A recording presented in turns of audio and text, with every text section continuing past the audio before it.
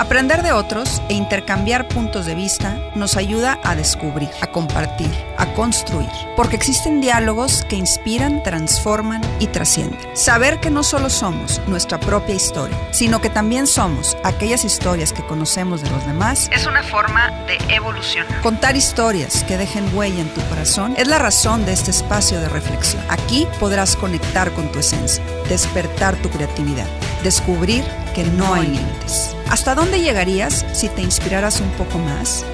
Esa respuesta podemos empezar a descubrirla ahora. Soy Jessica Garza. Te invito a que juntos sintamos y seamos Efecto Inspiración. Bienvenidos a Efecto Inspiración. El día de hoy me acompaña un hombre resiliente. Les cuento sobre él. Es ingeniero mecánico y licenciado en Economía por la Universidad de Texas, así como maestro en Administración de Empresas por la UTLA y en Alta Dirección por el IPADE. Su mayor aprendizaje se lo dio el destino un 24 de abril del 2001, cuando un accidente lo dejó con una lesión medular que lo llevó a tener que enfrentar una cuadriplegia que en su momento fue diagnosticada como permanente. Sobre la base de mucho esfuerzo, lucha y coraje, logró revertir ese pronóstico hasta lograr hoy en día participar en triatlones, sin usar silla de ruedas. Sueño total y absolutamente impensable. Cuenta con colaboraciones en prensa, radio y televisión y es autor de los libros Prefiero empujar mi vida, Sucedió en un instante, Que no puedo qué y Resiliencia siempre se puede. Me da muchísimo gusto darle la bienvenida a Fritz Thompson, Efecto Inspiración. Fritz, no me la creo, qué emoción tenerte en el programa. Buenos días, Jessica, qué alegría, qué honor, gracias por la oportunidad. Saludo al público con mucho gusto y mucho entusiasmo para platicar de la vida. Así es, y déjame le digo a toda la gente que nos está viendo o escuchando, Fritz, que esta entrevista se da de manera increíble. Yo siempre he dicho que yo creo en las diosidencias, no en las coincidencias. Y hace 2-3 semanas estaba entrevistando a Alberto de la Fuente, que también es de Puebla. Y dentro de su relato hablaba que él había estado con una persona que le había dado cierta sabiduría. Entonces, terminando la entrevista, le dije, oye, yo necesito que me platiques quién es esa persona que te dio esa sabiduría. Me platica de ti. Resulta que eres amigo también de Coco, quien ya su historia está aquí en Efecto Inspiración. Y le escribí a Coco, le dije, oye, yo necesito entrevistar a Fritz porque me metí a ver todas tus redes sociales, a escuchar tus pláticas TED, y en ese momento me convertí en tu fan. Y fue que ya Coco me dijo, bueno, déjame, le pido permiso de darte mi teléfono, de su teléfono. Total, ya nos pusimos en contacto y me dices, Jessica, pues voy a estar en Monterrey la siguiente semana, lo cual dije, no puede ser, no cabe duda que los tiempos de Dios son perfectos y hoy aquí estamos presencialmente con esta plática. Correcto, las estrellas se alinean, digo yo. Hay veces que sin que uno planee gran cosa, de repente todo sale de manera maravillosa y bueno, hay que seguir lo que la vida nos pone en el camino. Exactamente, Fritz. Y bueno, vamos a platicar hoy sobre ti, sobre esta historia de vida maravillosa que tienes, sobre esta capacidad tuya de vencer adversidades, de ser resiliente. Pero vamos a empezar por el principio. Yo siempre le digo a la gente que me acompaña que me gusta iniciar las entrevistas de la misma manera, que es pidiéndoles que me den un poquito de contexto sobre quiénes son, sobre cómo crecieron, sobre cómo fueron sus primeros años de vida. Porque me he dado cuenta a lo largo de más de 180 entrevistas que ahí se empieza a forjar el carácter que vamos necesitando después para lo que la vida nos va presentando. Entonces, háblame un poquito de ti, de quién eres, de cómo creciste, cómo fueron esos primeros años de vida. Bien, pues mi historia es la de una persona común. Ok. Nací en la Ciudad de México. Uh-huh. Mi madre era alemana, mi papá era mexicano. Ok. Crecí en un hogar lleno de amor, en una familia funcional, de apoyo, de cariño. Y debo decir que fui un niño muy feliz. Okay. Crecí en la Ciudad de México y mi mamá nos inculcó los valores de la cultura alemana. Okay. Orden, disciplina, estructura. Eso me ayudó mucho en la vida a salir adelante porque pues por muchos años conseguí todo lo que yo quería.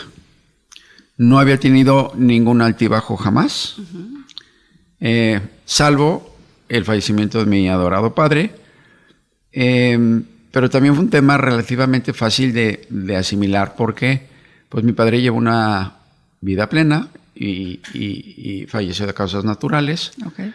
Entonces, pues bueno, fue un tema, digamos que manejable. Sin embargo, lo que sí descuadró mi vida fue lo que me sucedió un par de años después, porque para eso no estaba listo. Háblanos de ese 24 de abril del 2001, que me imagino que es a lo que te estás refiriendo. Correcto. Lo describo como el día más común y corriente que puedo recordar. Todo empezó tan horriblemente normal. ¿Qué edad tú? Tenía 33. 33, ok. Empezó normal porque salí a trabajar de la Ciudad de México rumbo a Puebla. Hice lo que tenía que hacer en Puebla, un tema de ventas, de promoción de unos productos. O sea, tú creciste en México y luego te fuiste a vivir a Puebla. Es correcto. Yo he estado relacionado con Puebla por razones profesionales. Okay. En algún momento trabajé para la industria automotriz. Okay. Y bueno, esos eran, digamos que, los contactos de mi vida profesional, ¿no? Uh-huh. Te contaba, Jessica, que fui a Puebla a promover unos productos. Hice lo que tenía que hacer.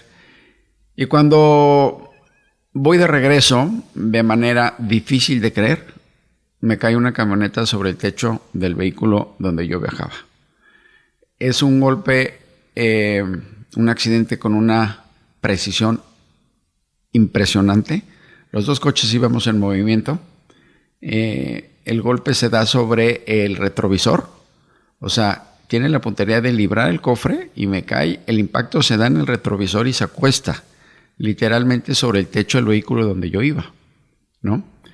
Esto se debe a que, explico el accidente, yo voy dirección México, la camioneta va dirección Puebla, exceso de velocidad, un conductor irresponsable, pierde control, pega con la barra de contención y la barra de contención le sirvió de rampa, la impulsó y, como decía, en una precisión gigantesca de espacio y tiempo,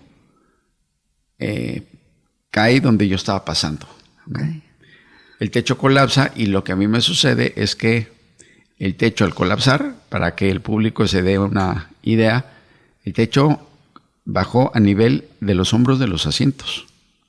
Wow. Y obviamente, yo al estar adentro, lo que sucede es que la camioneta me aplasta la cabeza y me la oprime hacia adentro de los hombros en un golpe, digamos que vertical. Okay. Provocando que mis vértebras cervicales, las vértebras del cuello, se comprimieran, se aplastaran entre sí y se fracturaran entre sí. Y me provocó una lesión medular.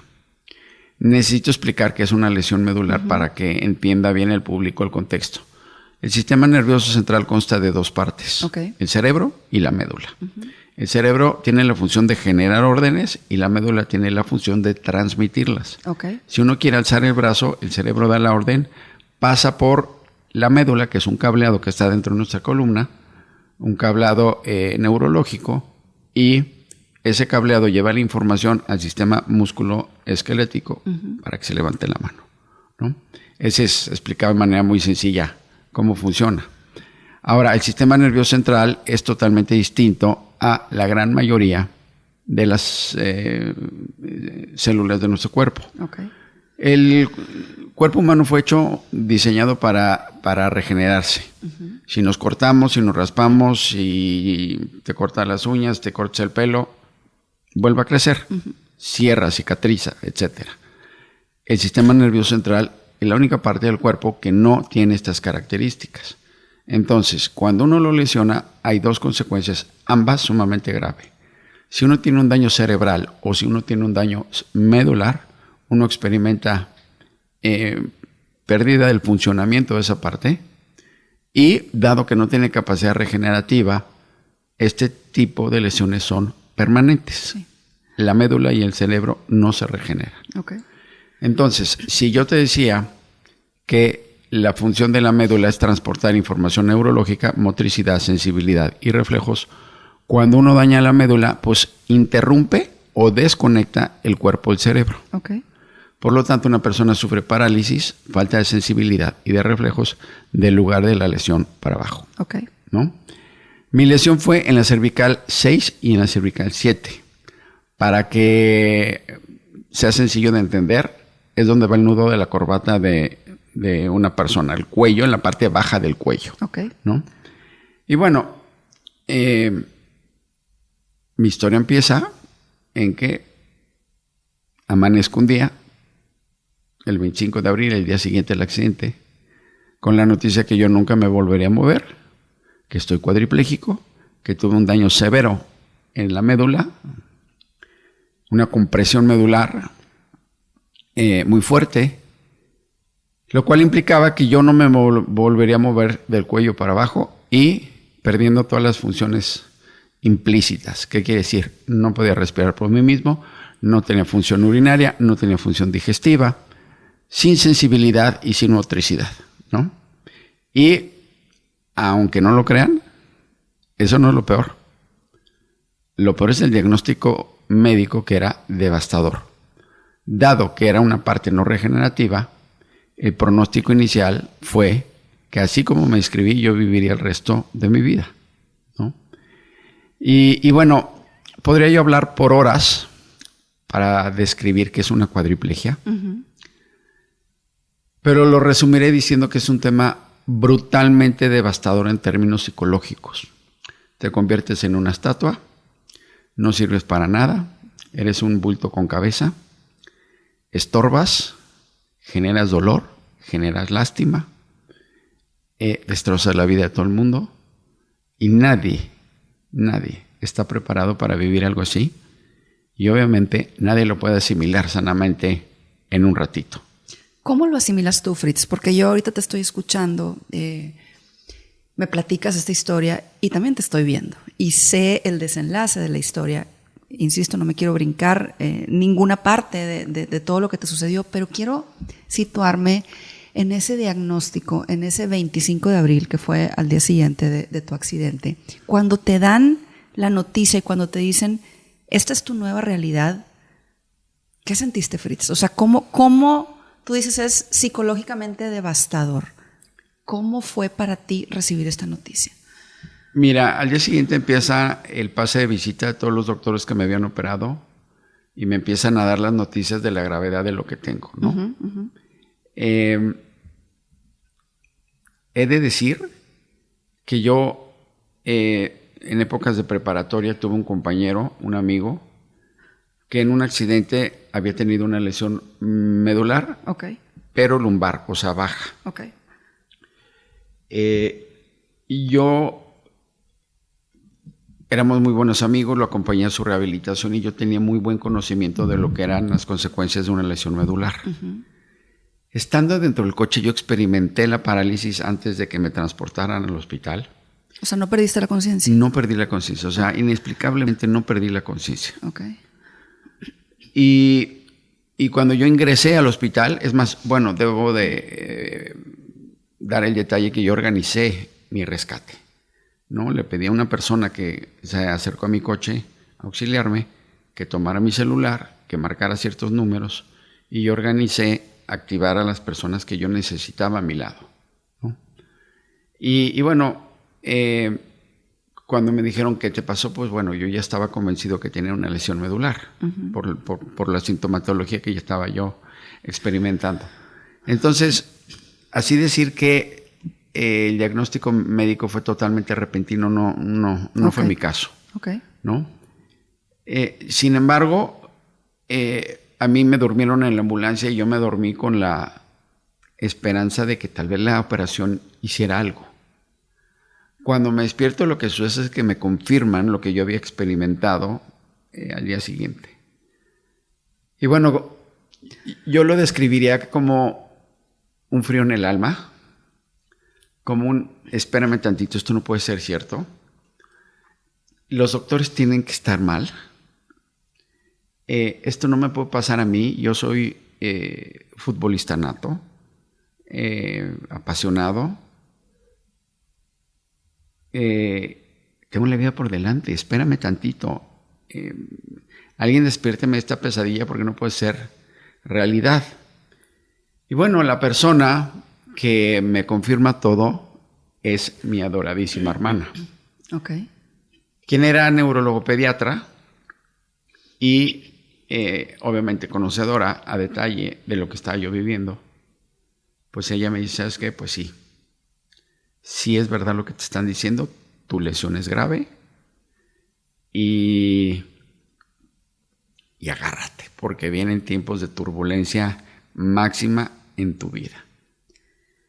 Wow, qué fuerte y qué fuerte lo que dices, y sobre todo que alguien de tu confianza te reafirmara esto, debe haber sido muy fuerte. Sin embargo, tu historia continúa y continúa siendo una historia de mucha lucha. Yo quiero saber, Fritz, ¿en qué momento pasas de esa noticia devastadora, de esa descripción tan fuerte que haces de una persona con cuadriplegia, donde dices, pues eres como un bulto, le causas dolor a los demás, a decir, esto no soy yo, y a decir, debo luchar para poder recuperar, pues ahora sí que lo que hoy tienes, ¿no? Esta movilidad. Y sobre todo, cuando todos los pronósticos médicos, cuando toda la lógica, porque tú hoy nos explicas cómo funciona esta parte de la médula del cerebro que no se regenera, o sea, toda la lógica era encontrada con lo que tú has logrado. ¿Qué pasó en ti? ¿Cómo fueron los días y los meses siguientes para tú volver a tomar las riendas de tu vida? Háblanos un poquito de ese proceso. Quiero pensar que primero de dolor, de aceptación, a decir, vuelvo a tomar las riendas de mi vida y quiero salir adelante. ¿Cómo fue ese proceso? Mira, Jessica, para empezar diría yo que no fue un momento. Ok. Es un proceso. Es un proceso. Yo estuve 3 años hospitalizado. Ok. Del 2001 al 2004. Y en ese periodo es una lucha constante por tratar de revertir una realidad que es horrenda y que no la quieres. Que no te la mereciste y que le da un sabor de injusticia a la vida extremo. La manera como yo describo, y aquí va a surgir un poco lo ingeniero, ¿no? Es como con una gráfica, ¿no? Okay. A ver si se pueden imaginar que es una gráfica que tiene una tendencia a subir, sin embargo, que va en pequeños picos subiendo y bajando. ¿Qué quiero decir? Fue una mejoría anímica y física constante, pero con picos buenos y picos malos. Okay. Había días en que la desesperación se adueñaba de mí. Había muchos momentos de descontrol emocional intenso, deseos de suicidio, maldecir a la suerte, cuestionarte la vida, por qué sucedieron las cosas, por qué la precisión del impacto, por qué me paré a comprar una Coca-Cola 5 minutos antes. La clásica pregunta que nos hacemos todos los lesionados medulares, ¿por qué yo? Soy buena persona, no le hago daño a nadie, porque hay malandrines en las calles haciendo las suyas y ellos gozan de salud y corren y se divierten y yo estoy encarcelado en mi cuerpo en una cama de un hospital. Esto no tiene sentido, esto no es correcto, esto no tiene el más mínimo principio de justicia. Y entonces, bueno, inevitablemente te llenas de rabia, te llenas de desesperación y tengo que decir que la cuadriplegia es mucho más fuerte que cualquier persona común, porque nadie está preparado para vivir este tipo de cosas de la noche a la mañana, ¿no? Porque yo digo, bueno, la mañana del accidente a mí me invitaron a jugar básquetbol un par de días después, y en la noche el doctor que me invitó, él mismo me dice que bueno, encontraremos otras maneras de convivir que no sea el básquetbol, ¿no? Wow. Y tú como, ¿qué quieres decir? Claro. ¿no? El descontrol emocional se vuelve extremo. Quiero aclarar algo al público que me resulta importante. Uh-huh. Mi sufrir nunca fue físico. Okay. Porque al perder sensibilidad, pues te pueden poner una antorcha en los pies y que te avisen porque no te das cuenta. No tienes idea de lo que está pasando en tu cuerpo, ¿no? Aclaro que a mí me tenían horizontal, viendo hacia el techo, y porque yo tenía una operación que tenía que soldar. Entonces, para no moverme, me pusieron una cama horizontal. Entonces, yo no vi mi cuerpo, yo no vi mis piernas por más de 4 meses. Entonces, el sufrir mental,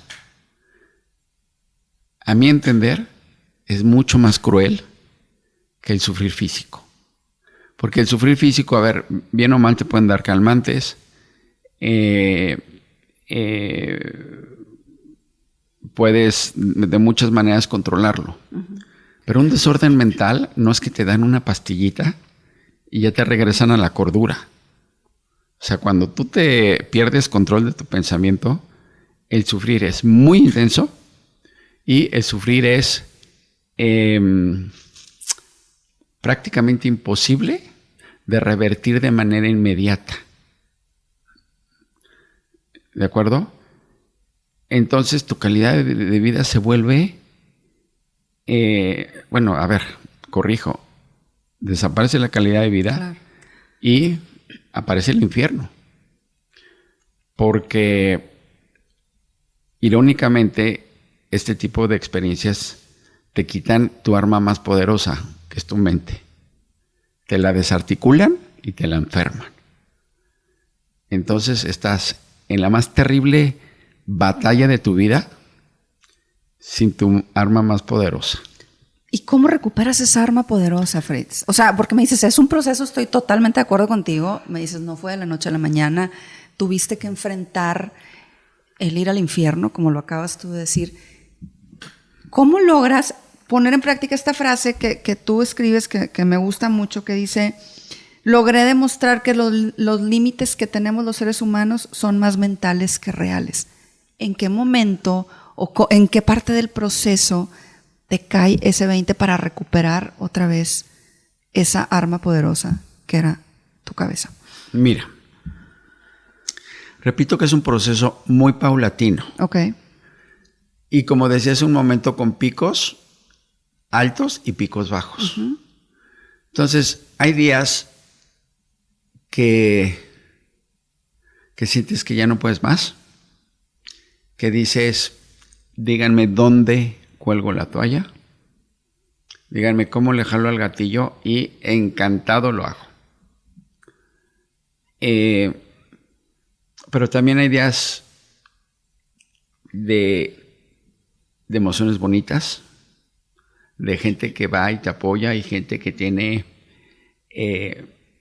10, 20 años de no verte, amigos del kinder aparecen. Y hay gente que va a contarte chistes y a alegrarte la vida. Y a darte un alguito de ganas de vivir, ¿no? Y yo digo que la cuadriplegia es una lesión brutalmente cruel porque ni siquiera te puedes suicidar. Cualquier persona que tiene un padecimiento, por lo general, puede suicidarse. Uh-huh. Pero te vuelves tan inútil que ni siquiera te puedes suicidar, cosa que a todo el mundo que hemos vivido una lesión medular se te ocurre, ¿no? Entonces, pues bueno, al no poder hacerlo, y debo de aclarar que irónicamente estaba yo en perfecta salud, sabes que no va a haber, que las probabilidades de que fallezcas son muy bajas. Estás brutalmente cuidado, supervisión médica. Ya. Y entonces, pues para atrás no hay, solo hay para adelante. ¿Te gusta tu realidad? importa un pepino. Tienes que vivir esto, ¿no? Y bueno, no te queda otra opción más que seguir, y en el camino vas aprendiendo. En el camino conoces gente, conoces historias que inevitablemente te provocan reflexión. Como para explicar un poco mi proceso de sanación psicológica, yo empecé a coincidir con niños que estaban en el mismo hospital que yo y me los encontraba en el área de radiografías o lo que quieras. Y tú veías una criatura hermosa, 3 años, que nunca ha caminado, que igual que tú no tiene culpa, pero a diferencia tuya, él nunca ha disfrutado un momento de plenitud, por lo menos física. Y yo tenía 33. Y el niñito me sonreía. Entonces, yo te pregunto, ¿con qué cara puedes decirle a la vida que estás acobardado? Cuando tantos ejemplos a tu alrededor son lo que yo llamo héroes anónimos. Claro. Porque nadie sale en los periódicos, ya nadie resalta las historias heroicas de mamás que están dedicadas a cuidar a niños con algún tipo de discapacidad. Esas salen, se quedan totalmente en el anonimato. Y los que salen publicados son los delincuentes. Sí. ¿No? Y entonces dices, espérame, pues yo hablaba injusticia.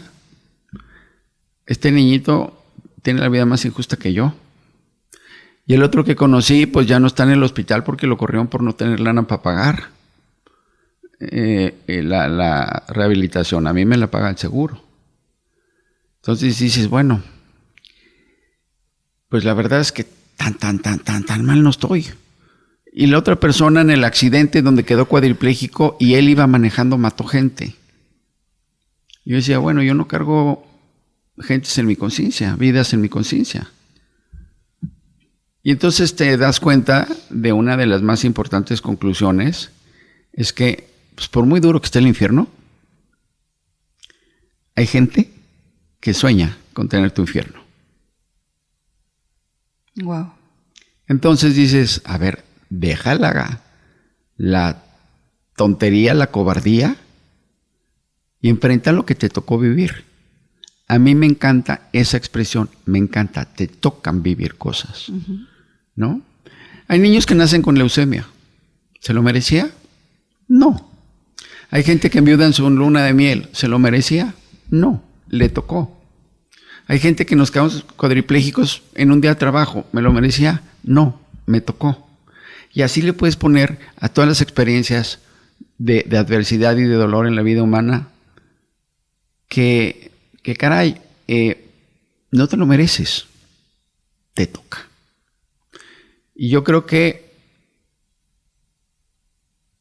la manera correcta de enfrentar este tipo de cosas es hacerlo mejor con lo que te toca, ¿no? Tú que te dedicas a historias inspiradoras, pues bueno, tendrás 1000 ejemplos, gente que secuestran, ¿se lo merecen? No se lo merecen, pues les tocó.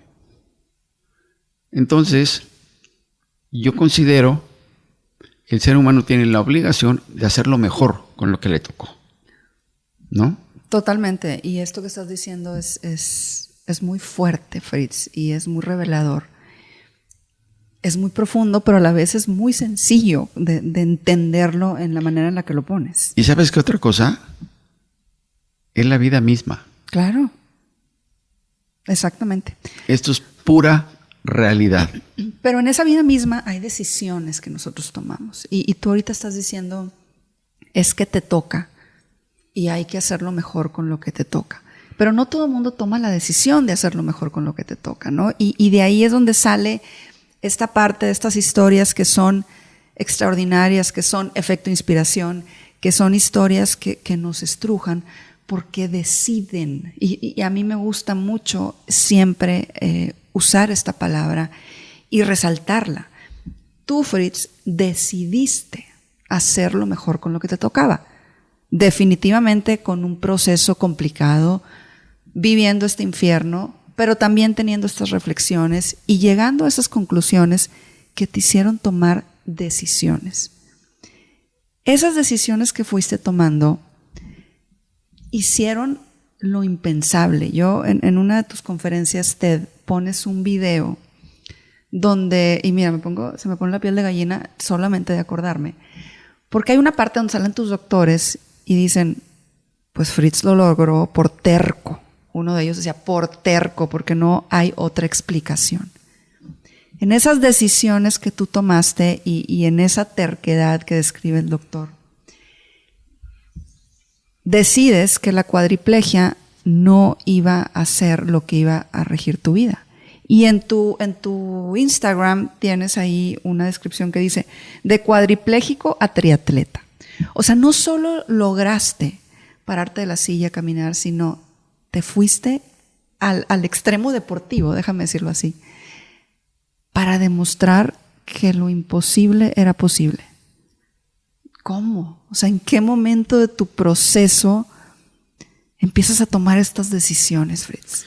Mira, el principio que explica esto se llama responsabilidad. Ok. ¿No? Y a veces cuesta trabajo porque ser responsable de algo que tú no provocaste es como que contralógica. Pero voy a plantear una serie de ejemplos. Una persona no es responsable de nacer en un hogar disfuncional. Sin embargo, sí es responsable de su vida. Uno no puede estar diciendo, ay, es que por culpa de mi papá alcohólico, ay, es que por culpa de mi mamá XZ. De acuerdo. Yo llegué a la conclusión de decir, bueno, a ver, yo no provoqué mi accidente, pero yo soy responsable de mi vida. Yo no puedo decir, oiga, señor conductor irresponsable, venga por favor y sea feliz por mí. Ese tema no le compete al que te hizo daño. En el momento en que el ser humano entienda que su vida siempre será responsabilidad de él mismo, independientemente de quién le provocó el daño, habrá dado un paso gigantesco para controlar su vida y hacerse dueño de ella y escribir la historia que se le dé la gana. ¿No? Porque bueno, en mi historia, así como existe una terrible suerte en que se sincronizaron los eventos para que fuera el golpe perfecto, también hay un milagro maravilloso de una recuperación difícil de explicar. Yo soy creyente y yo siempre he dicho que esta historia la escribe el 97% de Dios. Dentro de mi tragedia, a mí me tocó rehabilitarme. Así como me tocó la mala suerte de la camioneta, también me tocó rehabilitarme. También me tocó que el daño medular fuera minimizado por el tipo de impacto, por la velocidad de la operación, por la eficacia de mis doctores, por todo lo que por todas las estrellas que se alinearon esa noche que parecía ser la peor noche de mi vida. Eso fue lo que me tocó vivir. Me refiero a términos positivos, ¿no? Entonces, el ser humano tiene que encontrar ese valor para decir yo soy el agente causante de mi vida.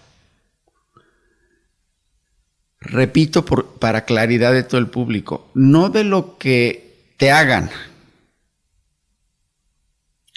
de lo que haces con lo que te tocó vivir. Tanto me gusta esa frasecita, ¿no? Entonces, yo decía, la verdad es que mi historia es brutalmente triste. Pero me niego a que sea recordada o que cuando hablen de mi historia, porque obviamente te conviertes en el tema de plática de toda la sociedad, de todos tus amigos. Yo decía, yo quiero que cuando hablen de mí, que no hablen de la camioneta, que no hablen de mi segundo negro, que no hablen de mi día fatídico, que hablen del coraje con el que enfrentó la vida, porque yo dice, bueno, es que no me queda mucho no tengo muchas opciones de escribir una historia bonita más que una historia de coraje, porque necesitas una bestialidad de coraje. Entonces yo decía que esta sea la historia y el tema, cuando hablen de mi historia, que sea el echarle ganas, el no acobardarte, ¿no? Al principio no sabes cómo hacerlo, no tienes idea, ¿no? Recuerdo cómo mi madre sufría una enormidad, ¿no? Creo que si el público puede imaginarse lo que es vivir una cuadriplegia, igual se puede imaginar el terror de una madre al ver a un hijo cuadripléjico. Claro. Porque todos los que somos padres dices, bueno, a mí que me caiga una camioneta, pero que a mi hijo no le dé gripa. Totalmente. ¿No? Y yo la veía sufrir y le dije un día, con la intención de tranquilizarla, le dije, pedí que todo el mundo se saliera del cuarto y me quedé solos con ella. Le dije, oye, mamá, dime qué quieres. ¿Quieres un Fritz que se mueva o un Fritz feliz? Era una pregunta obviamente acorraladora, a más no poder. Claro. Me dijo, hijo, te quiero feliz. Listo, ma, te prometo que lo voy a lograr. ¿No? Recuerdo cómo terminó la plática, se volteó y yo me quedé. ¿Cómo le hago? ¿Cómo soy feliz dentro del infierno? ¿Cómo soy feliz con esta realidad que no quiero vivir, con esta historia que no quiero escribir y con esta realidad que no me merezco? Pues bueno, ese es el signo de interrogación que te llevas todos los días para irlo escribiendo poco a poco, para ir contestando la pregunta poco a poco. Y entonces, te decía que a mí me ilusionaba cambiar la manera como a mí se me identificaba. Déjame decirte que yo estuve, hace un momento lo dije, 3 años hospitalizado, 4 clínicas distintas. Y en las clínicas era muy común, como éramos tantos, los pacientes y los lesionados medulares, de identificarnos no por el nombre, sino por la manera como te habías quedado cuadripléjico. Ah, tú eres la del balazo del McDonald's, ¿verdad? Ah, tú eres el de la bicicleta. Ah, tú eres el del camionetazo. Y yo decía, qué crueldad. Claro. O sea, no importa si fuiste buena persona 33 años de tu vida. No importa si fuiste buen estudiante, si fuiste buen amigo, si hiciste algún acto de bondad. No importa nada. La gente te describe y te clasifica por tu segundo negro.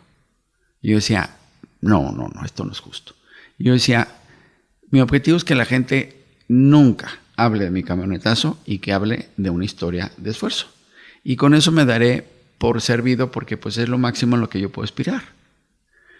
Obviamente no sabía que ese esfuerzo daría los resultados que tuve, ¿no? Esto lo estoy haciendo, este pensamiento lo estoy teniendo en momentos donde mi cuadriplegia estaba todo lo que daba, ¿no? Entonces, bueno, entre que el ambiente de las clínicas me fue armando de coraje, Okay. entre que entendí que estarme quejando era de cobardes, entre que entendí que había gente peor que yo y que mi única opción era el esfuerzo, fui día a día haciendo lo que tenía que hacer.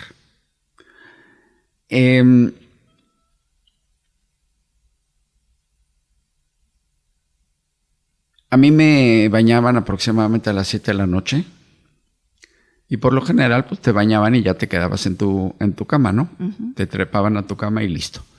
Yo le decía a los camilleros, a mí no me subas a la cama, siéntame en mi silla y llévame a visitar gente.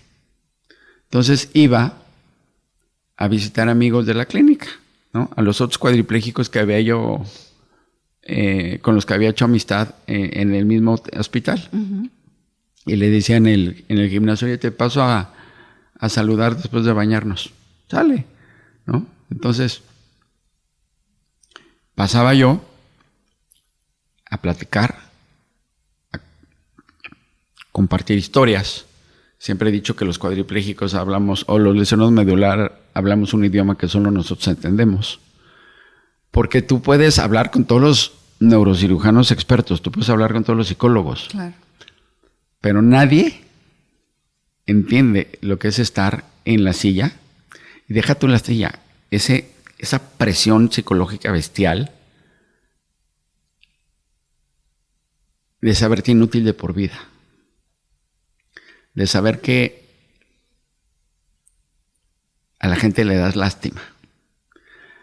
Porque no necesitas que te lo digan, lo ves en la manera de actuar, ¿no? Cuando la gente te está tirado y no te puede mantener la mirada. Y la lástima, a mi entender, es un sentimiento terriblemente despreciativo. Porque si tú le tienes miedo a alguien, pues el miedo implica tantito respeto. Ya. ¿No? El desprecio implica, perdón, la lástima implica una cierta imposibilidad de que esa persona se valga por sí mismo, siquiera para defenderse. Entonces,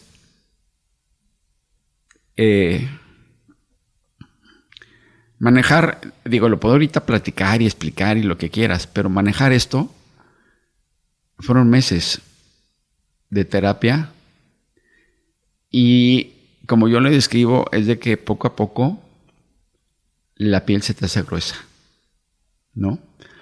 Eso de que no quieres salir al centro comercial porque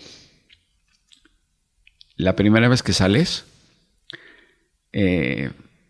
caray, es que me encantaría que la gente me viera para que entendieran la actuación. Finge que va caminando junto, pero con la mirada están así volteando de reojo nada más para ver qué traes, o cómo estás, o tu bolsita de orina colgada al lado. Y ese actuar de la gente te lastima. Claro. Esta sociedad no está lista para tratar a personas con capacidad diferente. Y no estoy hablando de temas mínimos o irrelevantes como son los de arquitectura, ¿no? Como las rampas o elevadores, cosas por el estilo. Estoy hablando de que la gente no sabe cómo reaccionar. Con mucha frecuencia alguien me pregunta de manera muy atinada, oye, ¿cómo te ayudo? Porque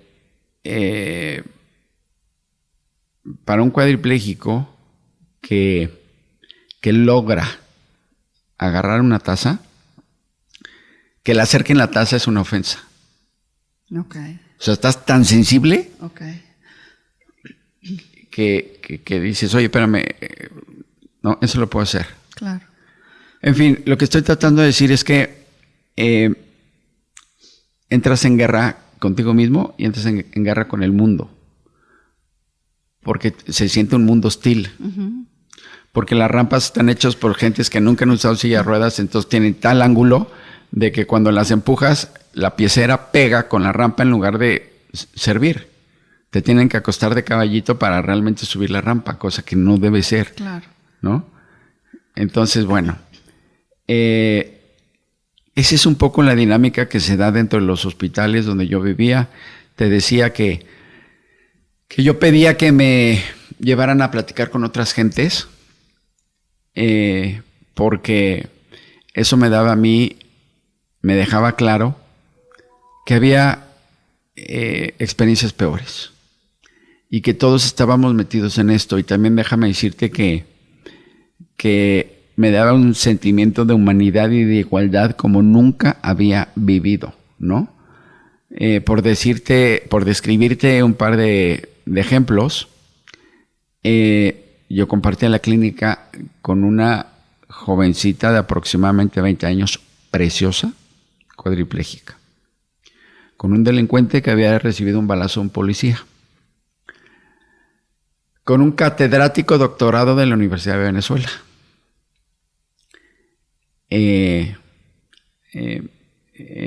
Aclaró,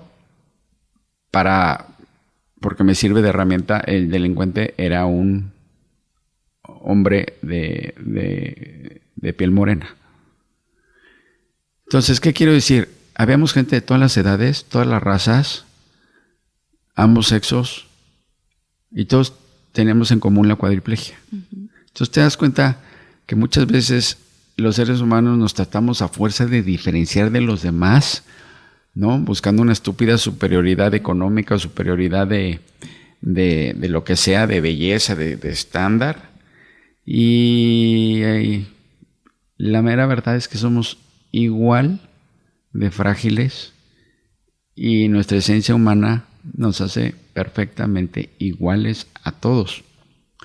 Entonces, bueno, te sensibilizas mucho y también conoces historias heroicas de una madre a quien le cae un árbol encima y lleva a sus hijitas, aclaro que le cae encima de su coche, más bien dicho, y tiene 2 niñitas de 7 y 9 años, y las niñas de 7 y 9 años son las que organizan el rescate de la mamá. Entonces, dentro de la tragediera, no sé si se dice así, pero ya inventé una palabra, dentro de la terrible cantidad de tragedias que había, también hay historias que inspiran.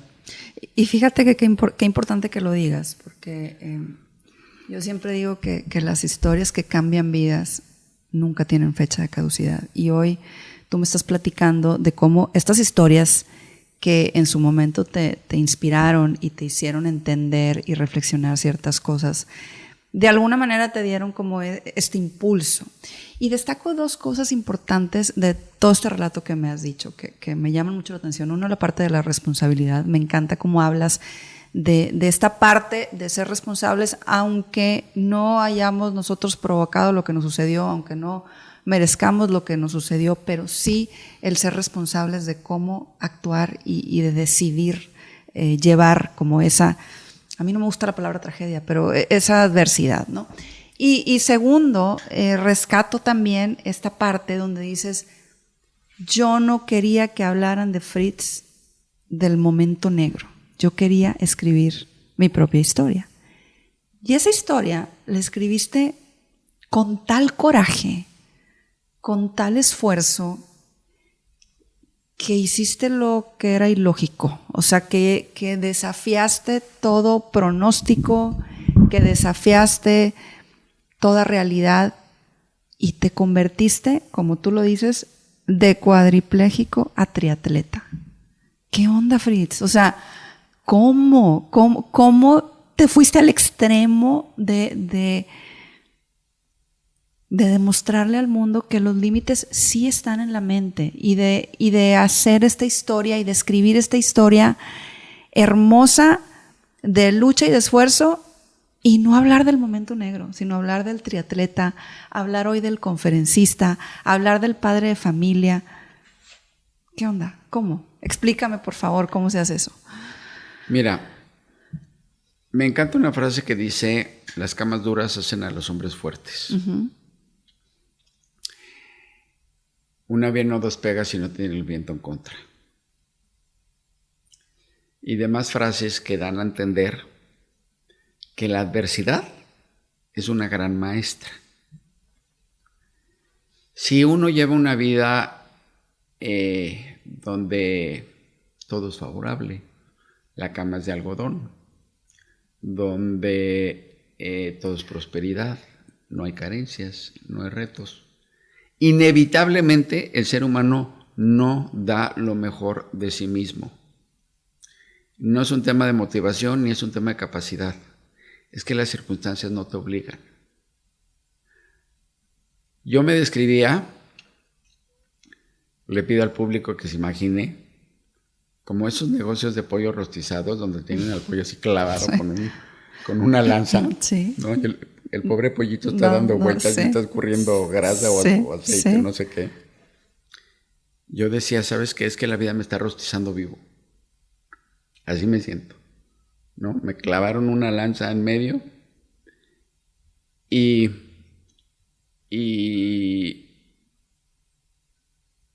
ese dolor, que es muy profundo, porque todo el mundo tenemos sueños y inevitablemente si tú le dices a cualquier persona,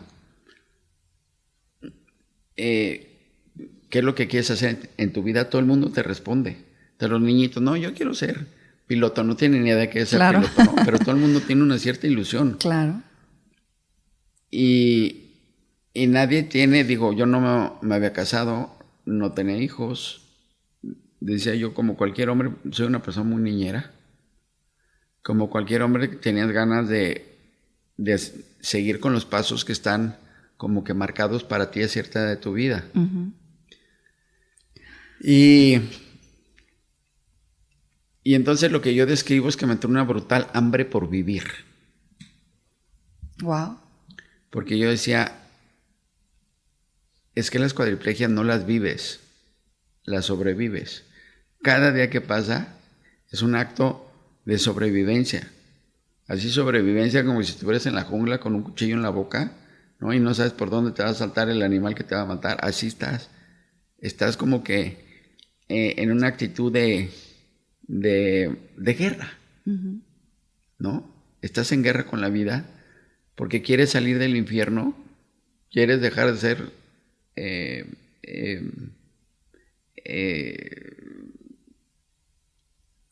de estar en la boca de todos para hacer lo que yo llamo historia de normalidad, ¿no? Te puedo decir que lo que alguna vez yo había querido lograr, de repente dije, a ver, lo único que pido es llevar una vida normal. No quiero fama, fortuna, éxito. A ver, ¿qué más da eso? Yo lo que quiero es ir al baño por mí mismo. Yo lo que quiero es caminar, ¿no? Cosas que la gran mayoría de la gente puede hacer. Y también te das cuenta de que las cosas simples de la vida son la mismísima gloria, ¿no? Ahorita estoy hablando de ir al baño, ¿no? Aclaro al público que el sistema digestivo y el sistema urinario de los seres humanos está gobernado por el sistema nervioso central. Sí. Entonces, en el momento que se te desconecta la médula, tu capacidad digestiva desaparece. Por lo tanto, tienes que ser asistido por enfermeras, camilleros y otras personas para ir al baño artificialmente. Pero lo tienes que hacer en público, enfrente de todos. Y lo tienes que hacer todos los santos días, varias veces al día.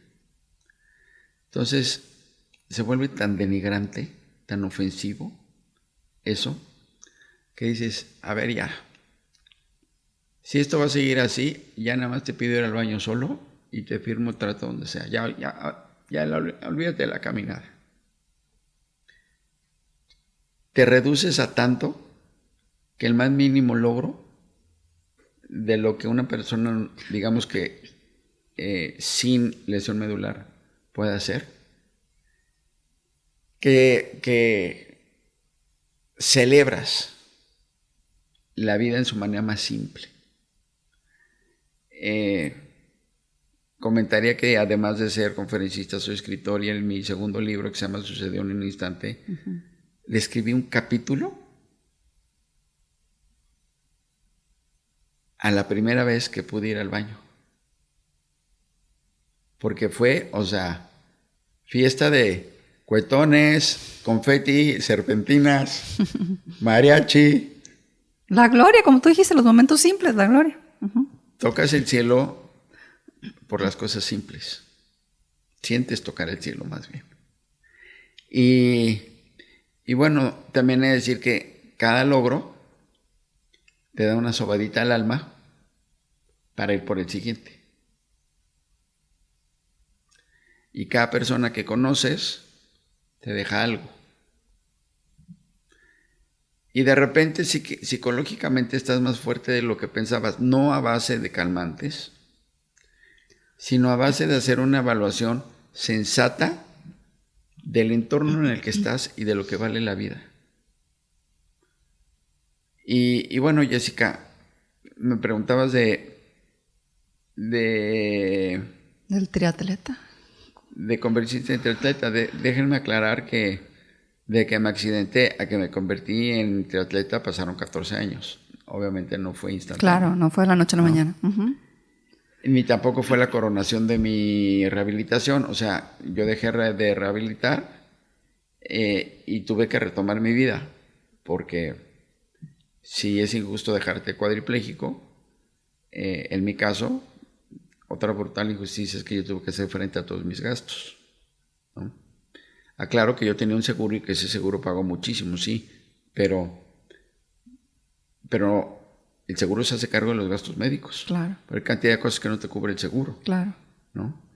Y no es solo lo que gastas, es que también hay que pensar que en 3 años no ingresas un peso. Claro.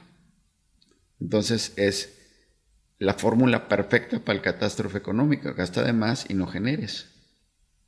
Entonces esta historia también tiene una historia económica que muchas veces la gente no considera.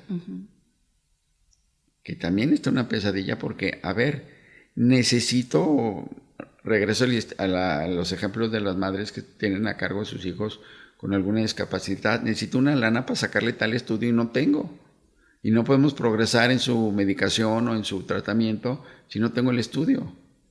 Y allá andan haciendo rifas y rifando pantallas y bicicletas, etcétera. Y eso te inspira. Gente que vende sus propiedades nada más para poder darle un tratamiento médico a un hijo. Pero esto es la vida misma, Jessica. Totalmente. Yo digo que el ser humano, por lo menos así lo percibo, pierde piso. A la gran mayoría de los seres humanos nos va bien, digamos relativamente bien. Y cuando llega la tragedia te sorprendes. Deja explicarlo con mi ejemplo.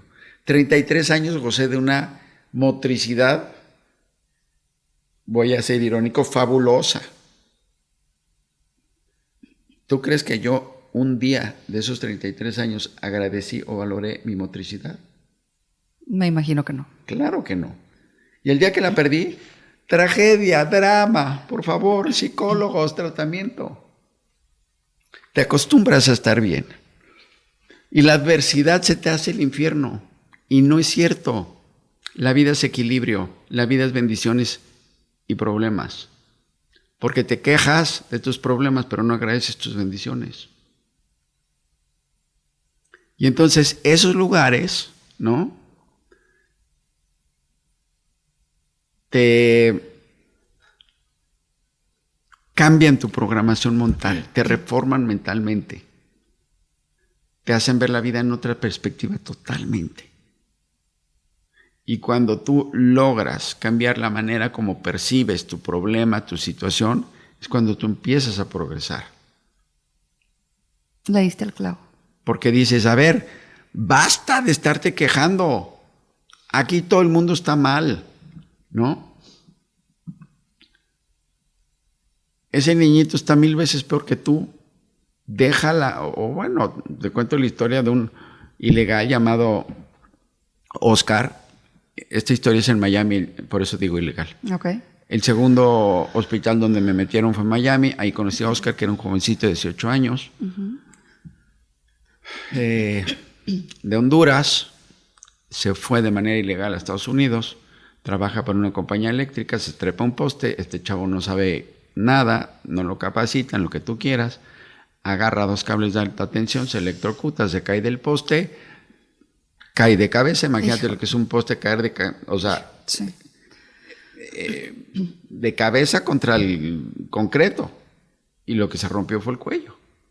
Y entonces la descarga le había quemado los brazos y lo tenían pegado, le tenían los brazos pegados al cuerpo para que la piel se regenerara o sea, estaba tan quemado que su brazo ya no se regeneraba. Entonces una manera de hacerlo es lo pegan a piel sana para que la piel sana crezca. Okay. El niño no hablaba inglés. obviamente yo me acerqué a platicar con él y le decía, oye, ¿y ya sabe tu gente lo que te pasó? No, es que vivimos en un pueblecito tan pobre de Honduras que no hay teléfono. Oye, ¿y a quién conoces aquí? No, es que mis amigos con los que trabajaba pues ya siguieron su vida. Claro. Entonces yo decía, Sí. hermano mío, igual de cuadripléjico que yo, pero él está quemado, está solo, no tiene familia, no tiene seguro, ¿no? Estaba ahí porque en el hospital donde yo estaba daban una cama como que de caridad, así se llamaban, que atendían a un paciente que no tenía recursos y no me le cobraban nada. O sea, de las 30 y tantas camas, sí, una era como que gratuita, okay, por decirlo así. Y ese cuate era, le llamaban The Goodwill. No. Y yo decía, a ver, ¿quién está mal y quién está bien? A ver, yo estoy bien. Yo digo, Pío, me brincan 10 gentes. Yo llamo a México y viene un ejército de gente por mí. A mí me lo paga el seguro. Por el amor de Dios, deja el drama. Y ponte a vivir porque también pudiste haber fallecido ese día. Entonces, el mismo ambiente hospitalario te hace cambiar perspectivas. Sí. Y esta vida es una vida de perspectivas. Siempre lo he dicho. En esta vida nadie está bien y nadie está mal. El mundo está como quiere estar, ¿no? Estoy de acuerdo. Tú puedes ser un archimillonario, con la vida resuelta, etcétera, etcétera, y no ser feliz. Y para terminar, la anécdota de Oscar, ¿no? Oscar, porque lo tenían pegado de brazos, pues lo cubrían con una cobijita nada más, él la vivía encuerado, igual que muchos de nosotros, en alguna etapa de la rehabilitación. Y bueno, él no rehabilitaba, él lo atendía nada más, pero no le daban el servicio como tal de rehabilitarlo en el gimnasio. Entonces, él pedía que lo sentaran en la silla, ¿no? Estoy hablando del 2001. Tal vez recuerden los que vivíamos en aquellos tiempos que había unas grabadoras largas, horizontales, que tenían 2 bocinas. Sí. Pues bueno, él mandó colgar su grabadora en su respaldo, pedía que pusieran cumbias y el amigo, sentado en un poste, nos cantaba cumbias. Wow. ¿Con qué cara te quejas? Wow. Maestros de vida, ¿no? De alguna manera estuviste rodeado de maestros. Entonces dices, a ver, la actitud de este niño, que le saco 15 años, es mucho más ejemplar que la mía. Y yo tengo 1000 ventajas sobre él. O sea, cállate. Prohibido quejarte. Y entonces, así, conforme pasa el tiempo, te digo, más que en base a medicamentos y de terapia psicológica, que claro, por supuesto que ayudan. Claro. De repente tu perspectiva de vida cambió.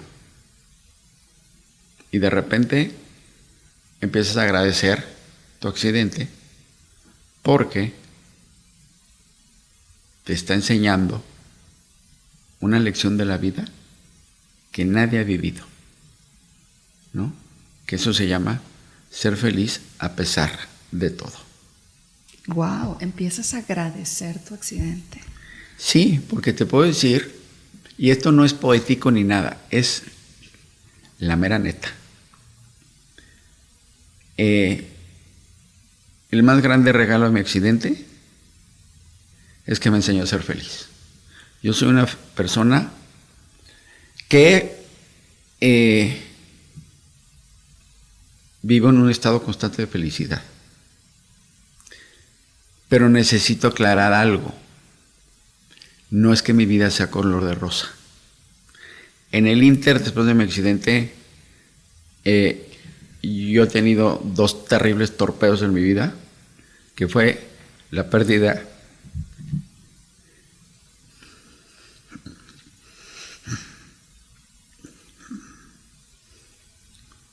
de mi madre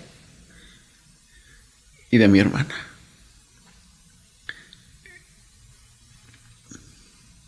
Las heroínas que me cuidaban se me fueron. ¿Y qué fue lo que pasó?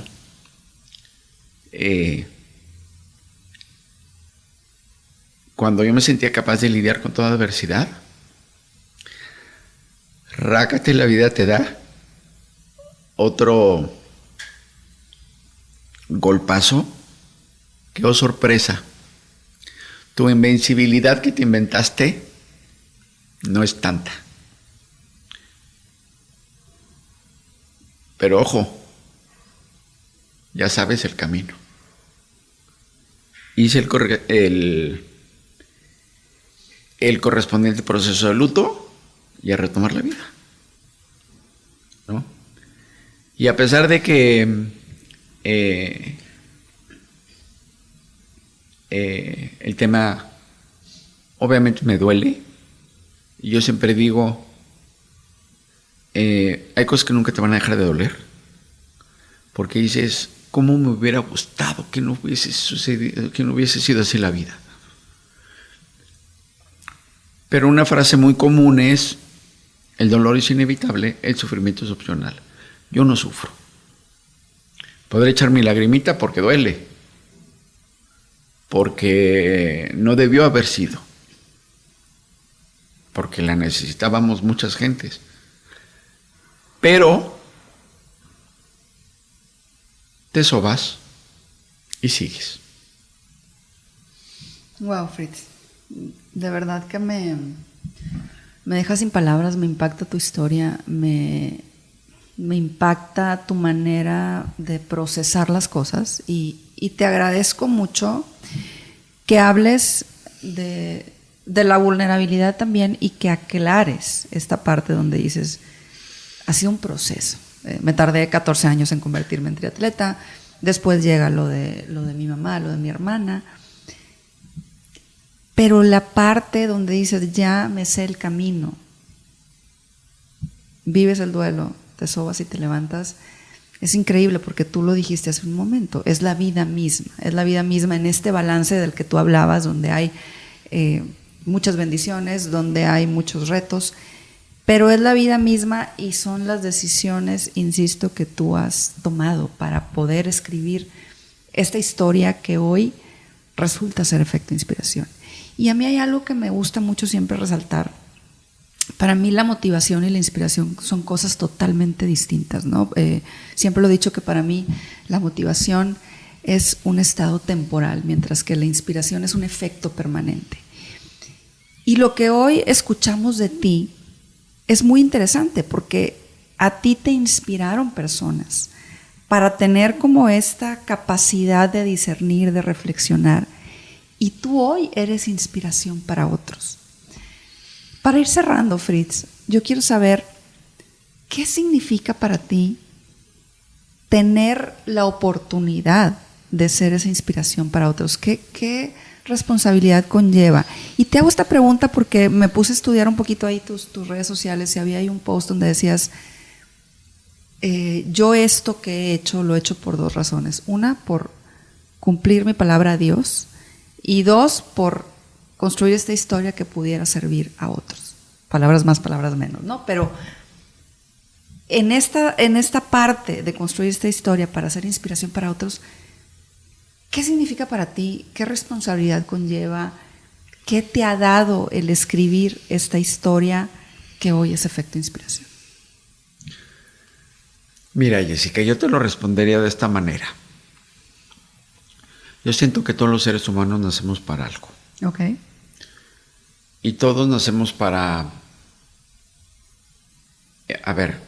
corrijo. Todos deberíamos transitar con este mundo haciendo algo positivo, ¿no? Así como el maestro educa niños, o como el doctor cura, o como el deportista entretiene y provoca emociones en la afición.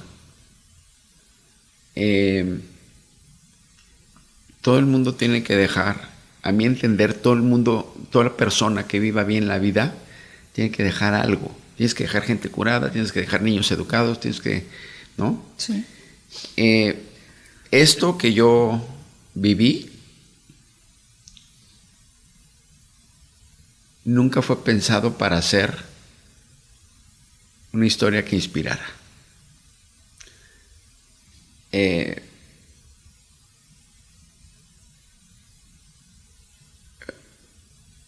Yo te digo, ¿qué tiene de inspirador? ¿No? Un hombre que se está ahogando en la vida y que apenas puede sacar los labios del agua para jalar aire y tratar de no fallecer. Lo que sucede es que, lo decía hace un momento, las camas duras hacen a los hombres fuertes. Y yo tuve la bendición de que mi accidente fue en una edad en la que el hambre por vivir era muchísima. Entonces, se te va haciendo la piel gruesa, te empieza a valer todo en la vida, te importa un pepino el que dirán, te importa todo, y empiezas a librar la más brutal de las batallas. Y de repente en esa batalla que parece que es contra un ejército de adversidades, y yo decía, es que parece que me pusieron el camino empinado, empedrado, con el viento en contra y cargando costales, ¿no? De repente te das cuenta que empiezas a subir el camino. Y de repente te das cuenta que vas rápido. Y de repente tú estás metido en tu bronca diaria. Y de repente te das cuenta de que la gente que te está viendo trepar la montaña te empieza a decir, oye, guau, yo no lo podría hacer, ¿no? Y yo les decía, mira, si sientes que no lo podrías hacer, porque la vida nunca te obligó a intentarlo. Entonces, yo lo que hice es hacer lo que tenía que hacer, es pelear por vivir. Yo me convertí en conferencista por casualidad, total y absoluta. ¿Qué quiero decir? Yo era el alumno del IPADE cuando me accidenté. Me convertí en esas historias tristemente famosas dentro de las instituciones educativas donde un alumno cae en desgracia. El IPADE se volcó en ayuda, en apoyo, en soporte, ¿no? Una de las frases más lindas que me dijeron es que la capilla del IPADE nunca se había llenado tanto como el día después de tu accidente. Y pues resulta que un profesor del IPADE me dijo, Fritz, tú tienes que contar tu historia. O sea, tú no puedes quedarte con tu historia. Y dije, bueno, yo tengo que escribir un caso para graduarme. Lo escribí en una noche de insomnio. Y resulta que ese caso se convirtió en un caso muy exitoso. ¡Wow! ¡Qué bonito! Y me pidieron que lo dieran frente a alumnos, lo di. Y de repente los alumnos me decían, oye, yo quiero que mi gente oiga tu historia. ¿Cuánto cobras?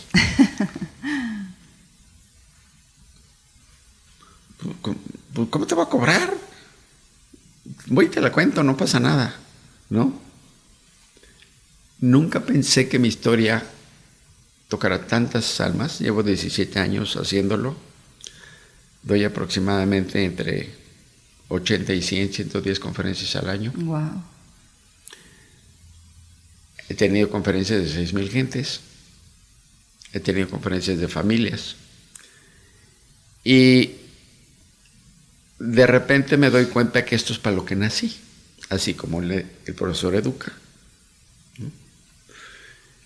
Mi cuarto libro se llama Resiliencia siempre se puede. Y para escribir el libro de resiliencia, hice investigación. Yo le pregunto al público y te pregunto a ti, Jessica, ¿cuántas personas crees que se suicidan en México al año? Híjole, no tengo el dato, pero... Bueno, según el INEGI, son 6,000. Wow. Lo cual, si mis matemáticas no fallan, creo que son 17 o 19 diarias. Wow. Pero no son 17 o 19 personas que se nos van. Son 17 familias destrozadas. Claro. 17 hijos que pierden papás, 17 papás que pierden hijos, claro. hijos que pierden mamás. Sí. ¿No? Y esa es, lo que yo digo, la punta del iceberg. ¿Cuántas personas no tienen ganas de suicidarse y no lo hacen? Porque no se atreven a jalar el gatillo. ¿Cuántas personas están deprimidas light? ¿No? Y eso es la salud mental que nos botamos en México. Mi historia es una historia de sobrevivencia mental. Repito, yo nunca sufrí físicamente. Fue el miedo a vivir, el tormento que me volvió loco. Hasta que de repente convertí ese tormento en amor a la vida y en pasión por vivir. ¿No? Y me queda claro que esas 6,000 gentes no hicieron su tarea. Por la razón que quieras. No quiero decir que estén mal, respeto absolutamente su decisión, pero también quiero pensar que muchas de esas personas, si hubieran tenido los instrumentos, las herramientas para salir adelante, capaz que no hubieran tomado la decisión. Y las herramientas son historias de éxito, son principios mentales que a mí la vida me enseñó y que pueden ser aplicados, ¿no? Me vivo afirmando que uno no puede permitir que los golpes de la vida te quiten tu pasión por vivir. Y si de alguna manera mi historia sirve para que una persona recapacite, entienda que es más capaz de lo que ella misma cree, entienda que es más fuerte que sus problemas y sale adelante en base a vivir una historia, entonces mi historia habrá valido la pena. Wow, súper vale la pena, Fritz. De verdad que escucharte es una caricia al alma. Escucharte es recordar que las historias, otra vez, que cambian vidas, no tienen fecha de caducidad. Es recordar que la inspiración es esa semilla que nos ayuda a florecer. Y es saber esta frase tan hermosa que me encanta que tú dices, que es: si tú haces tu parte, las estrellas se alinean, el cielo se abre y sucede lo impensable. Tú hoy nos invitas a hacer nuestra parte, hoy nos invitas a precisamente tomar esas decisiones donde la perspectiva de la vida que tengamos es sumamente importante, donde volteemos un poquito a ver lo que hay a nuestro alrededor para entender también cuál es esa realidad que vivimos. De verdad, Fritz, qué privilegio tenerte en el programa, qué privilegio que los micrófonos de Efecto Inspiración sean testigos de tu vida tan real, de tu vida tan sobresaliente y de tu vida al mismo tiempo tan humana, tan vulnerable, tan llena de bendiciones, pero tan llena de retos. Ha sido de verdad increíble platicar contigo. Y ya para despedirnos, la última pregunta. Yo nada más quiero saber si Fritz Thompson está orgulloso de la historia que ha escrito. Pues mira, de la historia que ha escrito hasta hoy, porque falta todavía varios capítulos. yo te puedo decir que si algo te da este tipo de experiencias es que te ponen los pies en la tierra. Si tú me dices si estoy orgulloso de caminar, pues te diré que ese no fue mi mérito. Mi caso médico es muy raro, rarísimo. Me siento orgulloso de la batalla que libré, que ese sí es mi mérito. Me siento orgulloso de haber recuperado la estabilidad emocional y la pasión por la vida, que eso sí es mi mérito. Y me siento orgulloso de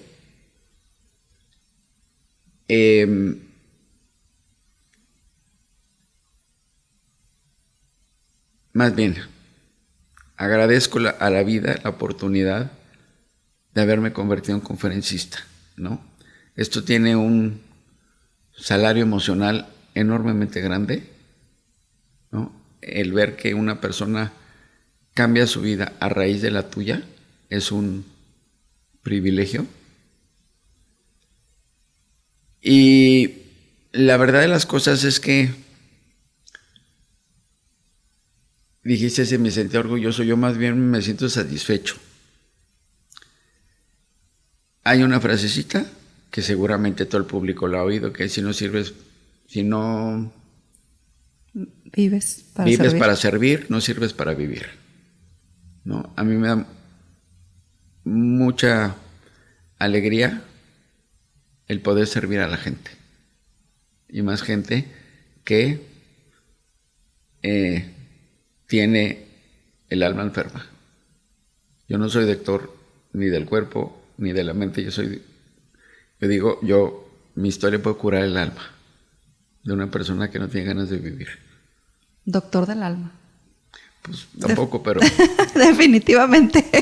Estoy segura que desde el cielo tienes 2 fans que te aplauden, que te guían, que te impulsan y que están a tu lado, escuchándote siempre y bueno, siendo también esa inspiración para ti. Fritz, de verdad, gracias. Antes de que te me vayas, déjame decirte que yo al final hago una dinámica con todos mis invitados, donde les doy una serie de palabras y les pido que la primera palabra, frase, pensamiento, lo primero que venga a su mente me lo digan. ¿Estás listísimo? No, pero sí. Empezamos. Adelante. Cuadriplegia. Infierno. Esfuerzo. ¿Perdón? Esfuerzo. Obligación. Adversidades. Parte de la vida. Dios. Imposible negar su existencia. Triatlón. Diversión. Vida. Tesoro. Efecto inspiración. Efecto inspiración. Una bendición para la gente. Él es Fritz Thompson, él es este hombre que nos enseña y que nos recuerda que es importante tener esa hambre por vivir. Fritz, gracias. No sé si hay alguna frase, mensaje, algo final que le quieras decir a la gente que nos está viendo. Nada más decirles mis redes sociales. Por favor. Si hay gente que necesita información de mi historia, quieren ver videos míos, todo está en www.fritz, F-R-I-T-Z, Thompson, THOMPSON.mx. De ahí salen mis Instagrams y mis canales de YouTube y todo el asunto. Síganlo, vale muchísimo la pena. Fritz Thompson, este hombre real, sensible y sobre todo con un coraje y una fuerza y una resiliencia increíble. Fritz, gracias de verdad. Encantado. Gracias a ti, Jessica. También quiero agradecerte la bondad de invitarme. Al contrario. Ha sido un placer. Un privilegio. Muchísimas gracias. Y a todos ustedes que estuvieron hoy con nosotros, muchísimas gracias por habernos acompañado. Esto fue Efecto Inspiración. Te invito a que seas parte de la comunidad Efecto Inspiración. Suscríbete en mi canal de YouTube y sígueme en Instagram y Facebook. Nos vemos por ahí.